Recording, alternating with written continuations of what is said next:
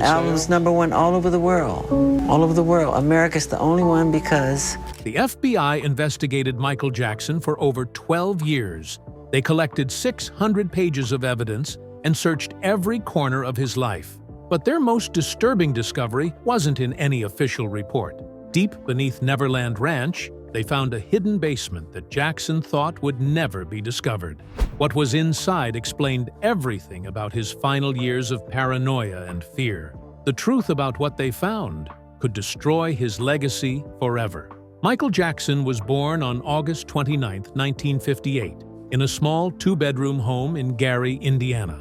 The house stood at 2300 Jackson Street, a strange coincidence that matched their last name. He was the 8th of 10 children. There wasn't much space, so the brothers often squeezed into one bed, while others slept on the floor. The neighborhood was poor, and so was the family. Michael later remembered rats and roaches running across the kitchen when they turned on the lights. The house had cost $8,000. Life was harsh, but it brought the family close. That closeness came with pressure, too. Gary was racially segregated and struggling financially. It was a rough place for a child, especially one about to be pushed into greatness. Michael's father, Joseph Jackson, worked in the steel mills. He wanted something better for his children and saw music as the only way out. He didn't believe in soft encouragement. Rehearsals were brutal. Michael called them drilling. They could last for hours, and if a step was wrong, Joseph would wake them up at night to redo it. There were beatings, belts, cords. His father's methods worked, but the cost was deep. Michael later admitted he felt lonely most of his life. While Joseph kept them in line, Michael's mother gave him love and faith. She was a Jehovah's Witness and taught her children about right and wrong. Her belief system was strict, but she was gentle. Michael called her faith unbreakable. She stood between him and Joseph when things got too intense. She also gave him his first lessons in music, showing him how to sing in harmony and introducing him to gospel records. Michael said she shaped his values. Even when he became a global star, he would tone down lyrics or scenes in his videos to make sure they didn't upset her. She was the anchor that helped him survive. By age 6, Michael wasn't just performing. He was backstage at major shows, standing in the wings while stars like James Brown and Jackie Wilson lit up the stage. His father had arranged for the Jackson 5 to open for top acts on the Chitlin circuit. Michael would sneak close to the front, watching every move. He studied how they held the mic, how they danced, how they smiled. That was his real classroom. He wasn't playing with toys. He was learning how to be a star. That's why, by the time he was 10, he didn't just sing well. He moved like a professional. He controlled a stage like someone 3 times his age. Michael joined the Jackson 5 at just 5 years old. He started off playing percussion, but it didn't take long for everyone to notice his voice. Soon, he became the lead. By 1968, Motown had signed them, and founder Berry Gordy took a special interest in Michael. He polished the group's image, but he knew Michael was the real star. Smokey Robinson once said Michael had a voice with emotion that didn't seem possible for a child. He sang like he had lived 100 lives. That kind of depth stunned older musicians and producers. But it also meant Michael missed out on being a normal kid. Their first major hit, I Want You Back, came out in October 1969. It was an instant success. Within 1 week, it outsold any Beatles single ever released. The song hit #1 on the Billboard Hot 100 by the end of January 1970. It sold over 2 million copies in just a few months. Record plants had to work non-stop to keep up. The Jackson 5's success was more than just numbers. It helped bring black music into homes that had never embraced it before. Some radio stations even said they started mixing playlists more because of the Jackson 5.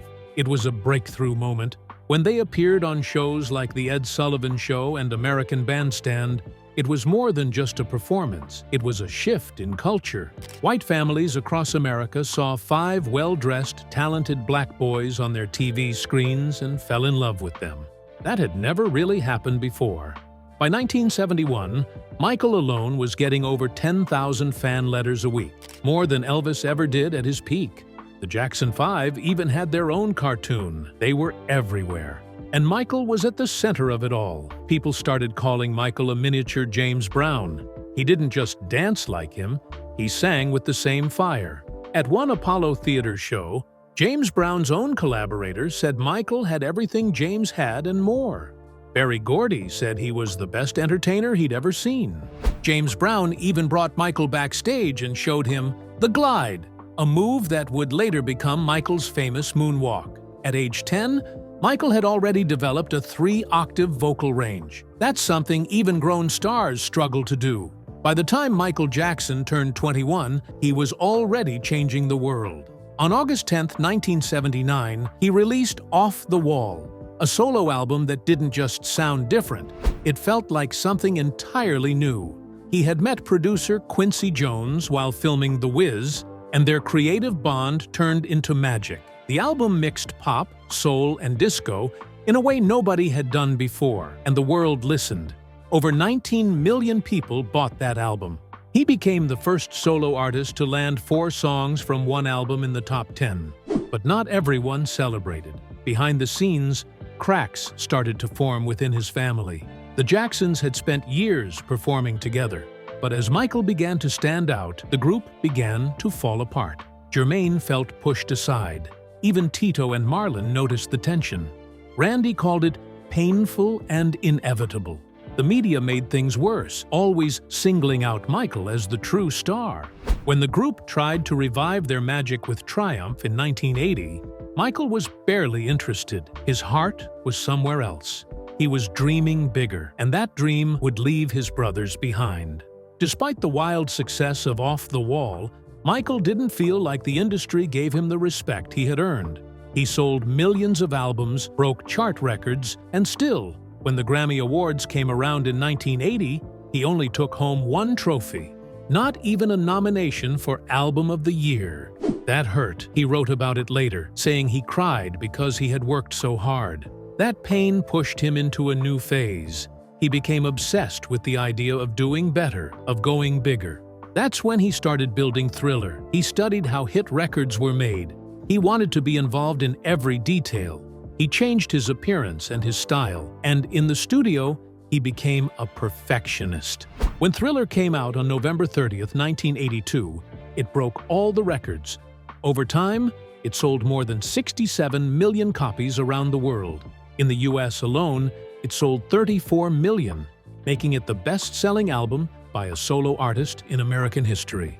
7 songs from Thriller hit the top 10. No one had done that before. Billie Jean and Beat It both reached number 1. The album's global success earned it a place in the Guinness Book of World Records as the best-selling album ever.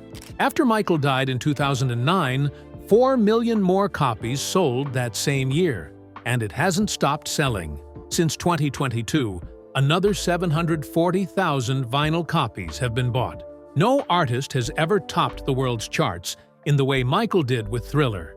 And then came the Thriller video. It wasn't just a video, it was a short film. Released on December 2, 1983, it was directed by John Landis, who had made An American Werewolf in London. The video was 14 minutes long and filled with horror scenes. Michael turned into a werecat, then a zombie, then a legend. The video cost $1 million, which was unheard of at the time. A behind-the-scenes documentary also came out, and it became the best-selling VHS tape ever released for a music project. The video doubled the album's sales. It also helped change MTV. Before Thriller, the network rarely showed videos by black artists. That changed. The video was later added to the U.S. National Film Registry. By 2024, it had passed 1 billion views on YouTube. Thriller had become more than an album. It was now a part of history.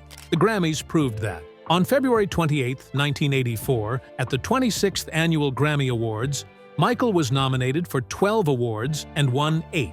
That set a new record. He won Album of the Year, Record of the Year, and Best Male Pop Vocal Performance for Thriller. But he didn't stop there. He also won Best R&B Vocal Performance and Best R&B Song for Billie Jean, and Best Rock Vocal Performance for Beat It. He had taken over pop, R&B, and rock, all in the same night. The Washington Post called it the Michael Jackson Show. The moment wasn't just impressive, it was historic. No other artist has won 8 Grammys in one year, and 7 of those were for the same album. It was the kind of sweep no one had ever seen before. On March 25, 1983, during the TV special Motown 25, Yesterday, Today, Forever, Michael performed Billie Jean live. At the end of the performance, he did something no one expected. He glided backward. It was the first time anyone had seen the moonwalk. About 50 million people watched on TV, and they couldn't believe what they saw. The dance move became world famous. Even Fred Astaire and Sammy Davis Jr. called him to praise. But even at the height of fame, tragedy struck. In late 1983, Michael signed a $5 million deal with Pepsi. At the time, it was the largest endorsement deal in history. On January 27, 1984, while filming a commercial at the Shrine Auditorium, everything went wrong. During a 6th take, fireworks went off too early. Michael's hair caught fire. He had 2nd and 3rd degree burns on his scalp. The crowd of 3,000 fans watched in horror. Witnesses said smoke came from his head. His brothers ran to help. He needed multiple surgeries and skin grafts, and the pain didn't go away. Michael later admitted this was when he started using painkillers, a habit that would follow him for years. Pepsi paid him $1.5 million, which he donated to the hospital. But the damage was done. When Michael Jackson dropped his album Bad in August 1987, everything exploded. Fans didn't just line up for the music. They chased the entire experience. The tour that followed became the biggest of the decade, pulling in $125 million. It stretched from September 1987 to January 1989, across 123 concerts in 15 countries. More than 4.4 million people showed up. Tokyo alone packed 135,000 fans a night for 3 sold-out shows. Those numbers landed Jackson in the Guinness World Records twice. The album Bad itself was a record breaker, becoming the first to score 5 #1 hits on the US Billboard Hot 100. By the end, it had sold over 35 million copies around the world. Even though it stood in the shadow of Thriller, Bad set its own standard for what a pop star could be. 2 years earlier, in 1985, Michael co-wrote a song with Lionel Richie. It wasn't just any song. We Are the World brought together more than 40 music legends. Everyone from Bruce Springsteen to Stevie Wonder stood behind Quincy Jones and sang in secret. When the song came out on March 7th, it became the fastest-selling single in American history. It moved more than 20 million physical copies and raised over $63 million for African famine relief. Adjusted for inflation, that's almost $229 million today. But this wasn't just about the money. It changed how celebrities approached charity, inspiring years of benefit projects around the world. For Jackson, it wasn't just about singing, it was about doing. By the late 1980s, Jackson's appearance started to change. His skin became lighter, and tabloids went wild. They said he was bleaching his skin or trying to erase his black identity. But the truth was harder to explain and even harder for people to accept. Jackson had vitiligo, an autoimmune condition that destroys skin pigment. It also made him highly sensitive to sunlight. For a long time, he didn't talk about it. That silence gave tabloids room to invent their own stories. When he finally admitted it, many didn't believe him. In March 1988, Michael made a purchase that would come to define both his dreams and his downfall. He bought nearly 2,700 acres in Santa Barbara County and poured in another $35 million to create Neverland. It had a full amusement park, a zoo with giraffes and chimpanzees, and a movie theater with 50 seats. The goal wasn't just fun, it was to build the childhood he said he never had. Growing up as a child, star meant pressure, rehearsals, and no room for being a kid. Neverland became his escape from that. But it was far from the world for a reason. He built it in isolation, surrounded by quiet hills and high fences. After his death in 2009, the property changed hands and was listed for up to $100 million. Debates still continue about what to do with it. Michael's friendships were often strange to outsiders, but some were deeply human. His connection with Elizabeth Taylor lasted decades. They both knew what it felt like to grow up famous. They both knew how lonely it could be. Taylor stood by him through scandal, hospital visits, and headlines. She called him generous and honest, and often defended him when few others would. Jackson once said their relationship couldn't be explained by any one label. They weren't lovers, but they were more than friends. She was comfort for him at parties, especially when anxiety made it hard to breathe. In the world they lived in, that kind of trust was rare. In 1993, Jackson did something he had never done before. He opened up to the world on live television. Oprah Winfrey interviewed him at Neverland, and more than 62 million Americans watched. Around the world, the number was over 90 million. Jackson used the moment to speak about the stories that had followed him for years. He said he didn't buy the Elephant Man's bones. He didn't sleep in a hyperbaric chamber. He confirmed that he had vitiligo and explained how the condition worked. He admitted to having one nose surgery and said he didn't like his own reflection. But what shook viewers most was what he said about his childhood. He described fear and beatings from his father, painting a picture of pain behind the fame. Elizabeth Taylor even joined the interview to show her support, calling him the least weird man she had ever known.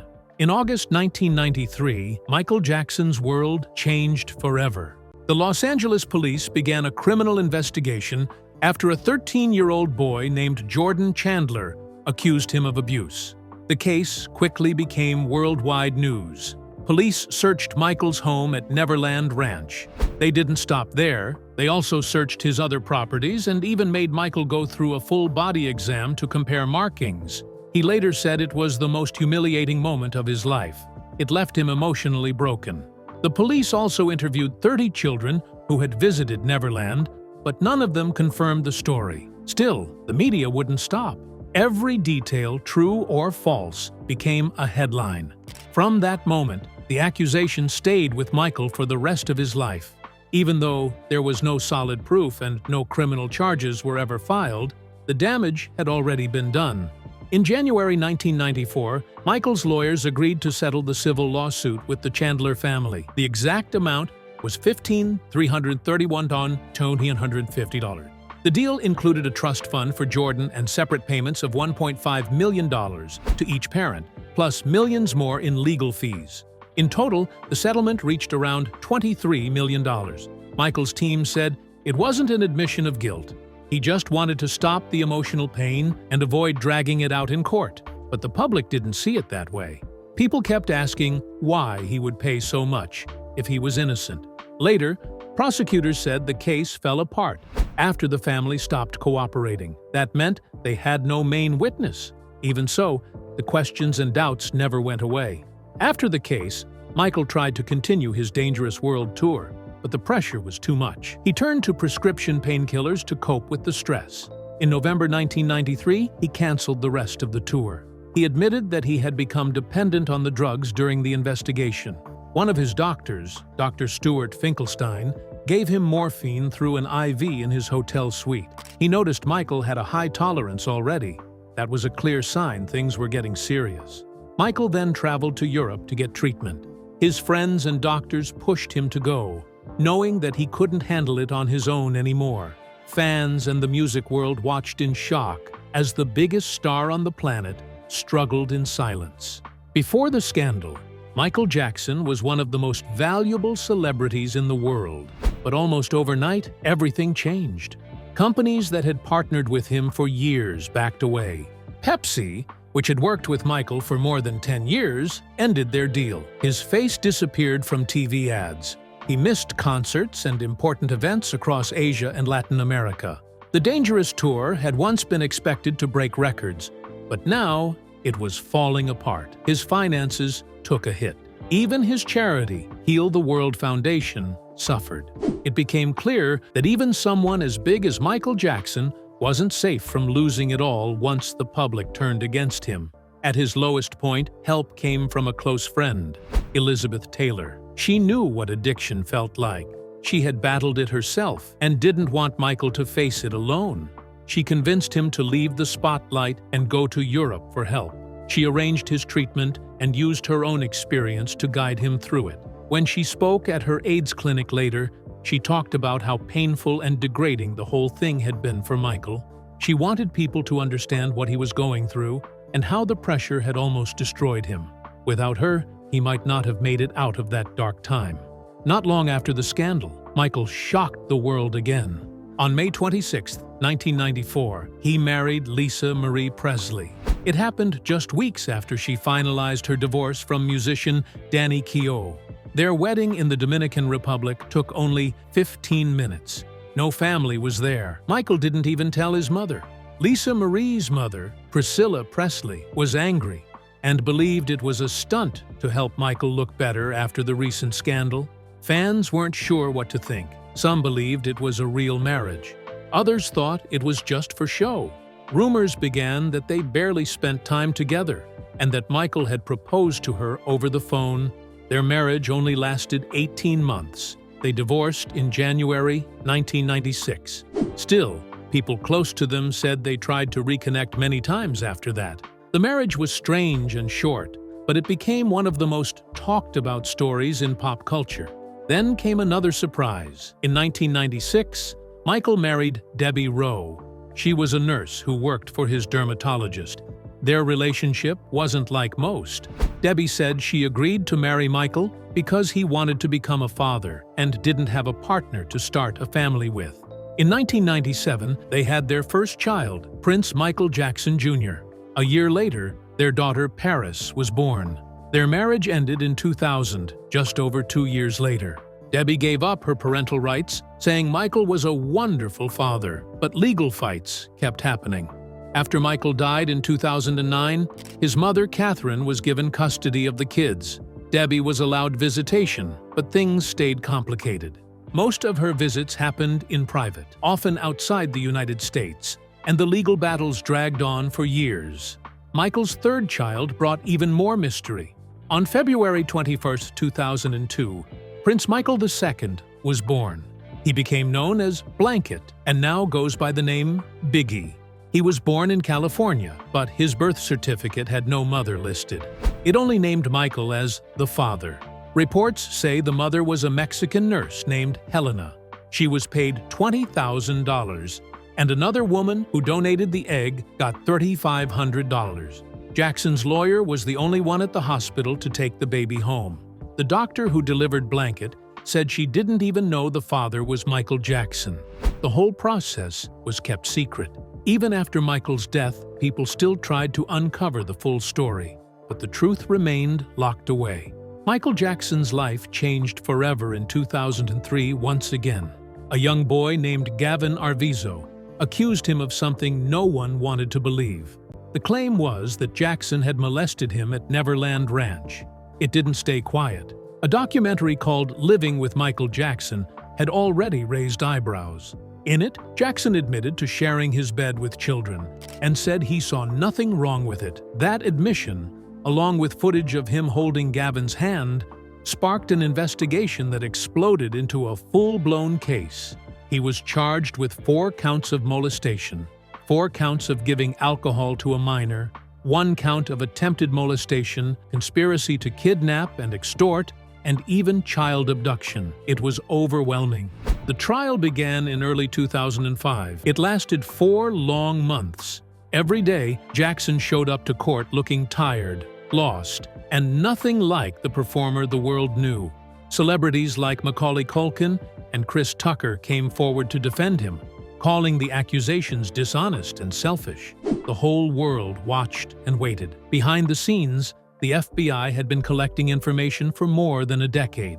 Between 1993 and 2005, they gathered over 600 pages of reports.